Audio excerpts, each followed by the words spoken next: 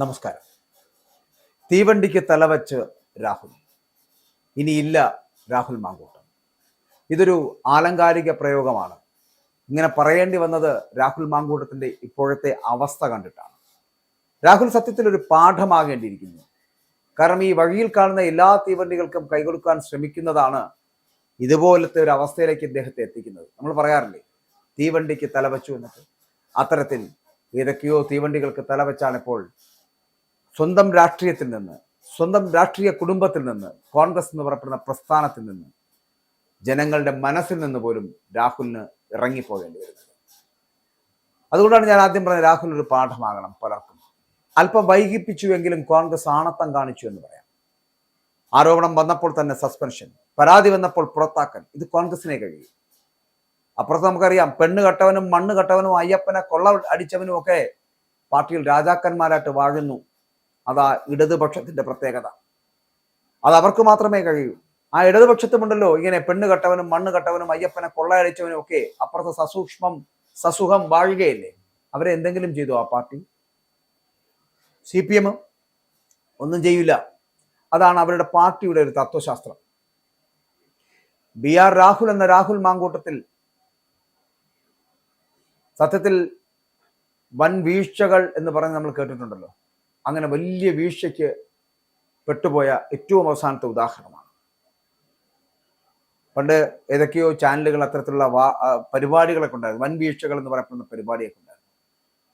അതെന്നുണ്ടായിരുന്നുവെങ്കിൽ ഈ ആഴ്ചത്തെ ഏറ്റവും സൂപ്പർ എപ്പിസോഡായിരുന്നേ. അവരത് നിർത്തിയത് കൊണ്ട് ഇന്നത്തെ കേരളത്തിന്റെ അവസ്ഥയിൽ കുറേയധികം ആളുകൾക്ക് വളരെ ഉപകാരപ്രദമായി എന്ന് വേണം കരുതാൻ. അല്ലെങ്കിൽ വൻ വീഴ്ചകൾ എന്ന് പറഞ്ഞ് എത്രയോ പരിപാടികൾ നമ്മൾ കാണേണ്ടി വരും. ഈയിടയ്ക്കാണ് കണ്ണൂരിലെ കുറെ രാഷ്ട്രീയക്കാരുടെ വീടുകളിൽ മുട്ടയിൽ കൂടോത്രം ചെയ്തതായി കണ്ടെത്തിയത്. ഉണ്ണിത്താന് ശേഷം കേരളത്തിൽ കോൺഗ്രസിന്റെ ഏറ്റവും നല്ല ടെലിവിഷൻ വക്താവായിരുന്ന രാഹുലിനും ആരോ മുട്ടയിൽ കൂടോത്രം ചെയ്ത് കാണുമോ, അതോ സ്വന്തം കയ്യിലിരിപ്പിനാൽ ആ മുട്ട തിരിച്ചടിച്ചതാണോ എന്നുള്ളതാണ് സംശയം. എന്തായാലും കേരളം ഭരിക്കുന്ന പാർട്ടിക്ക് കൈനനയാതെ മീൻ പിടിക്കുവാൻ ഈ വക മുട്ടക്കൂടോത്രം സഹായിക്കുന്നു എന്നതാണ് നഗ്നസത്യം. കേരളത്തിലെ കോൺഗ്രസ് പാർട്ടിയെയും ചില നേതാക്കളെയും അണികളെയും സംബന്ധിച്ചിടത്തോളം രാഹുൽ വിഷയം ആദ്യം വന്നപ്പോൾ തന്നെ വല്ലാത്ത മാനസികമായിട്ടുള്ള പ്രയാസം ഉണ്ടാക്കിയിരുന്നുവെങ്കിലും രണ്ടാമത്തെ തവണ വീണ്ടും അത് ഇറക്കിയപ്പോൾ ആ പ്രയാസമൊക്കെ അങ്ങ് പോയിരുന്നു. ശരിക്കും പറഞ്ഞാൽ രാഹുൽ പാലക്കാട് ഉപതെരഞ്ഞെടുപ്പിൽ മത്സരിച്ചപ്പോൾ തന്നെ ഇടതുപക്ഷത്തെ ഇപ്പോഴത്തെ യുവ ഉപദേശകർ ഈ പെണ്ണു വിഷയങ്ങളെ പിണറായിക്ക് മുന്നിൽ അവതരിപ്പിച്ചിരുന്നു. പക്ഷെ ബുദ്ധിമാനായിട്ടുള്ള പിണറായിയും അദ്ദേഹത്തിന്റെ മാന്യനായിട്ടുള്ള സെക്രട്ടറി ശശിയും ഒക്കെ ഇക്കാര്യത്തിൽ ഇപ്പോൾ തൊടേണ്ട എന്ന ഒരു രാഷ്ട്രീയ ഉപദേശം അന്ന് കൊടുത്തു കാണും. പൊട്ടന്മാരായിട്ടുള്ള യുവ ഉപദേശകർ വെളിയിൽ ഇറങ്ങി വന്ന് പിണറായിയെയും ശശിയെയും ഉള്ളിന്റെ ഉള്ളിൽ തെറി വിളിച്ചു കാണും.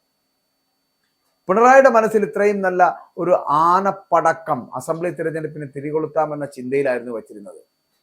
കേരളത്തെ സംബന്ധിച്ചിടത്തോളം രാഷ്ട്രീയക്കാരായാലും സിനിമാക്കാരായാലും കച്ചവടക്കാരനായാലും മാധ്യമ മേഖലയിലുള്ളവനായാലും സാഹിത്യകാരനായാലും ഡോക്ടറായാലും വക്കീലായാലും എന്തിന് ബസ് ജീവനക്കാരനായാലും ഓട്ടോക്കാരനായാലും കള്ളുചെത്തുകാരനായാലും മതപണ്ഡിതനായാലും റേഷക്കടക്കാരനായാലും ഡെലിവറി ബോയ് ആയാലും പൈലറ്റുമാരായാലും എന്തിനധികം പറയുന്നു പള്ളിയിലച്ചനായാലും താപ്പ് കിട്ടിയാൽ ചക്കരക്കുടത്തിലിട്ട കൈകൾ അറിയാതെ നക്കിപ്പോകുമെന്നത് അവർക്ക് മാത്രം അറിയാവുന്ന സത്യങ്ങളാണ്.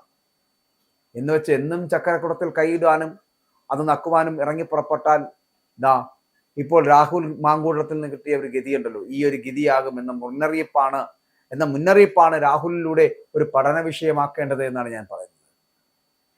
ഏതൊക്കെ അധികാര സ്ഥാനങ്ങളിലേക്ക് എത്താൻ കഴിയുന്ന ഒരു നേതാവാകുമായിരുന്നു, എന്തൊക്കെ തരത്തിൽ എത്തപ്പെടാൻ കഴിയുന്ന ഒരാളായിരുന്നു രാഹുൽ മാങ്കൂട്ടത്തിൽ. അതുകൊണ്ട് ഇപ്പോൾ ഇവിടെ അവസാനിക്കുന്നത് അവന്റെ ജീവിതവും ഒപ്പം രാഷ്ട്രീയ ജീവിതവുമാണ്. ഇപ്പൊ നമുക്കറിയാം എത്രയധികം ചെറുപ്പക്കാരാണ് രാഷ്ട്രീയത്തിലേക്ക് കടന്നു വരുന്നതെന്ന് ആലോചിച്ചു. അവരിനി ചക്കരക്കുളങ്ങൾ കണ്ടാൽ കൊതി മനസ്സിൽ വെച്ചുകൊണ്ട് ലേശം മാറി നടക്കുവാൻ പഠിച്ചേക്കണം. ചക്കരക്കുളങ്ങളൊക്കെ ഒരുപാടുണ്ടാവും, പക്ഷെ അതിലെല്ലാം കൈയിട്ട് നക്കാമെന്ന് പറയുന്നത് ഇനി മതിയാക്കിക്കൊള്ളൂ. കോൺഗ്രസ് പാർട്ടി അന്ന് രാഹുലിനെ സസ്പെൻഡ് ചെയ്യുവാൻ കാണിച്ച ആ ചങ്കൂറ്റമുണ്ടല്ലോ, ഇപ്പോൾ അവിടെ കോടതി വിധി വരുന്നതിന് മുൻപേ തന്നെ പുറത്താക്കുവാൻ കാണിച്ചിരുന്നുവെങ്കിൽ ജനങ്ങൾക്കിടയിലും അണികൾക്കിടയിലും കുറച്ചുകൂടി അന്തസ്സായിരുന്നേനെ. പക്ഷെ ഇവിടെ ഈ കേരളത്തിൽ എന്തുട്ട് അന്തസ്? ഇവിടെ ഈ ഭരിക്കുന്ന പാർട്ടിയുടെ ഇപ്പോഴത്തെ മന്ത്രിമാർ, പഴയവർ, ഇപ്പോഴത്തെ MLA മാർ, യുവനേതാക്കൾ, പാർട്ടി സെക്രട്ടറിമാർ, എന്തിനധികം പറയുന്നു മുഖ്യമന്ത്രിയുടെ പൊളിറ്റിക്കൽ സെക്രട്ടറി വരെ ചീഞ്ഞളിഞ്ഞ പെണ്ണ് കേസുകളിൽ അകപ്പെട്ട് ഏറെ നാൾ മാറ്റി നിർത്തപ്പെട്ടവരും കാമുകിയുടെ ഭർത്താവിന്റെ കയ്യിൽ നിന്ന് മുഖത്തടി കിട്ടിയവരും ഒളിക്യാമറ ഓപ്പറേഷനിൽ കുടുങ്ങി നാറിയവരും പൂച്ചക്കുട്ടിയെ പ്രണയിച്ചവരും തറവാട് വിറ്റു തുലച്ചവരും ഒക്കെയാണ്. പക്ഷേ അവർക്കൊക്കെ അളക്കുവാൻ തീവ്രത യൂണിറ്റുകളും സ്വന്തം അളവുകോലുകളും അളവുദ്യോഗസ്ഥരും ഒക്കെ ഉള്ളതുകൊണ്ട് അണികൾക്ക് അന്തസ് നിലനിർത്തുവാൻ സാധിക്കുന്നു. രാഹുൽ ഇനിയുള്ള രാഷ്ട്രീയ യുവതയ്ക്കൊരു പാഠമാണ്. കേരളം പോലുള്ളൊരു ഭൂപ്രദേശത്ത് പെണ്ണ് കേസുകൾക്ക് ഇത്രയും ജനകീയത നൽകുന്ന മണ്ണിൽ അതിനായിട്ട് മറ്റുള്ളവരുടെ കിടപ്പറ ചൂഴ്ന്നു നോക്കിക്കൊണ്ടിരിക്കുന്ന നാട്ടുകാരും ചാനൽ മേധാവികളും റിപ്പോർട്ടർമാരും വിലസുന്ന ഈ നശിച്ച നാട്ടിൽ നിങ്ങൾ ജനങ്ങളെ സേവിക്കുവാൻ ഇറങ്ങുമ്പോൾ വിശ്വാമിത്ര മഹർഷിയെയും ഒപ്പം മേനകയെയും മനസ്സിൽ കാണുന്നത് നല്ലതായിരിക്കും. അല്ലാതെ ഇങ്ങോട്ട് വരുന്ന എല്ലാ തീവണ്ടികൾക്കും കൈകൊടുക്കാതിരിക്കുക.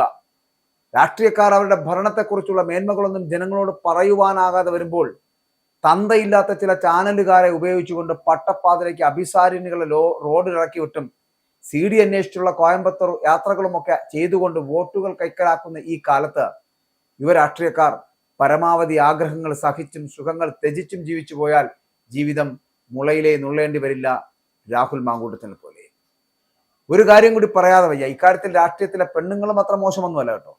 എല്ലാവരെയും ഉദ്ദേശിച്ചല്ല, രാഷ്ട്രീയത്തിൽ ഇറങ്ങി പലരിലും ചില കല്ലറ സാറാമ്മമാർ ഒളിച്ചു കിടപ്പുണ്ട്. അതിപ്പോൾ അരൂരിലെ അമ്മയായാലും അതുപോലെ രാഷ്ട്രീയത്തിൽ ഉയരങ്ങളിലെത്തിയ പലരും സ്വന്തം ജീവിതത്തിലേക്ക് തിരിഞ്ഞു നോക്കിയിരുന്നുവെങ്കിൽ എന്തായിരിക്കും പുകിലൊന്ന് മനസ്സിലാക്കിയേ, ഒന്ന് ചിന്തിച്ചു നോക്കിയേ. ഭാര്യ MLA ആയി തന്നിഷ്ടം ചെയ്തു തുടങ്ങിയപ്പോൾ ആത്മഹത്യ ചെയ്ത ഭർത്താക്കന്മാരുള്ള നാടാണ് നമ്മുടേത്. രാഹുലിനെതിരെ സമരം നയിച്ച പാലക്കാട്ടെ വനിതാ നേതാവിനെ കുറിച്ച് അറിഞ്ഞാല് ആളുകൾ ചൂലുകൊണ്ടടിക്കും. ഭർത്താവിനെ ഭ്രാന്താശുപത്രിയിലാക്കിയ വനിതാ MLAയും കേരളത്തിൽ തന്നെയാണ് വസിച്ചിരുന്നത് എന്നുള്ളത് മറന്നു പോകരുത്. ഇനിയോ ഭർത്താവിനെ തട്ടിമ്പുറത്ത് പൂട്ടിയിട്ടവർ വരെ ഉണ്ട് നമ്മുടെ ഈ നാട്ടിൽ, ഈ കേരളത്തിൽ, കൊച്ചു കേരളത്തിൽ. ഇതെല്ലാം തങ്ങളെ ബാധിക്കുന്ന പ്രശ്നങ്ങളല്ല എന്ന് വൈപ്പിനിലെയും പത്തനാപുരത്തെയും കൊടുങ്ങല്ലൂരിലെയും MLAമാർ പറയുമ്പോൾ മനസ്സിലാക്കുക ഇവരൊക്കെ എന്തിനു വേണ്ടിയിട്ടാണ് ഇത് പറയുന്നത്. പലപ്പോഴും നമ്മൾ പറയാറുണ്ട് ഓരോരുത്തർക്കും ഓരോ ഭാഗ്യദിനങ്ങൾ ഉണ്ടാകാറുണ്ട്. ജൂൺ 4 എന്ന് പറയപ്പെടുന്നത് ദിലീപിന്റെ ഭാഗ്യദിനമാണ്. എന്നാൽ ഡിസംബർ 4 എന്ന് പറയപ്പെടുന്നത് രാഹുൽ മാങ്കൂട്ടത്തിന്റെ ഭാഗ്യദിനമാണ്. ഒരു വർഷം മുമ്പ്, അതായത് 2024 ഡിസംബർ മാസം 4-ാം തീയതി, ഇത് കഴിഞ്ഞ ദിവസം ഈ ഡിസംബർ 4-നായിരുന്നു രാഹുൽ നിയമസഭയിലേക്ക് എത്തുന്നത്. അതേ ദിവസം തന്നെ ആരുമല്ലാതെ പാർട്ടിക്ക് പുറത്തേക്ക് പോകുന്നതും അതേ ഡിസംബർ 4-നായിരുന്നു. എന്തൊരു വിരോധാഭാസം നോക്കി. എല്ലാം കണ്ടും കേട്ടും ഒളിവിലെ ഓർമ്മകളുമായിട്ട് രാഹുൽ മറ്റെവിടെയോ നിയമത്തിന് മുന്നിൽ കീഴടങ്ങാതെ മാറി നിൽക്കുമ്പോഴും ഒരു കാര്യം ഉറപ്പാണ്, രാഹുലിനെ പോലുള്ളവർ ചെയ്ത തെറ്റിന് ന്യായീകരണമൊന്നുമില്ല, അതിനെ ന്യായീകരിക്കുന്നുമില്ല. പക്ഷെ ന്യായീകരിക്കാതിരിക്കുമ്പോൾ ഒരു കാര്യം പറയട്ടെ, രാഹുൽ മാത്രമാണോ അത്തരത്തിൽ തെറ്റ് ചെയ്തത്? രാഹുൽ മാങ്കൂട്ടത്തിൽ എന്ന് പറയപ്പെടുന്ന വ്യക്തിയെ കഴിഞ്ഞ ഒരാഴ്ചക്കാലമായി ഈ അറസ്റ്റുമായി ബന്ധപ്പെട്ട് വരുന്ന വിഷയങ്ങളിലൊക്കെ നമ്മളും സ്വീകരിച്ചിരുന്ന നിലപാടുകൾ, അല്ലെങ്കിൽ ഞാൻ വീഡിയോ ചെയ്തപ്പോഴും ഞാൻ പറഞ്ഞിരുന്നത്, ഒരു തെറ്റിന്റെ പുറത്ത് അദ്ദേഹം ഇങ്ങനെ ഓടുകയാണ് എന്നും ചിലപ്പോൾ അതൊക്കെ തെറ്റുതിരുത്തലുകളും ചില ശരികൾ അതിനകത്തുണ്ടാകുമെന്നൊക്കെ കരുതിയിരുന്നു, ചില തെളിവുകൾ അദ്ദേഹം നൽകുന്നു എന്നൊക്കെ പറഞ്ഞപ്പോൾ ഞാൻ കരുതിയിരുന്നു ചിലപ്പോൾ രാഹുൽ മാങ്കൂട്ടത്തിനെ രക്ഷിച്ചെടുക്കാൻ കഴിയുന്ന തരത്തിലേക്ക് എന്തൊക്കെയൊക്കെ അതിനകത്തുണ്ടാകുമെന്ന്. അതിനകത്തൊന്നുമില്ലായിരുന്നു. പകരം ചെയ്തു കൂട്ടിയ തെറ്റുകൾക്ക് ഇപ്പോൾ അദ്ദേഹം ശിക്ഷ അനുഭവിച്ചു.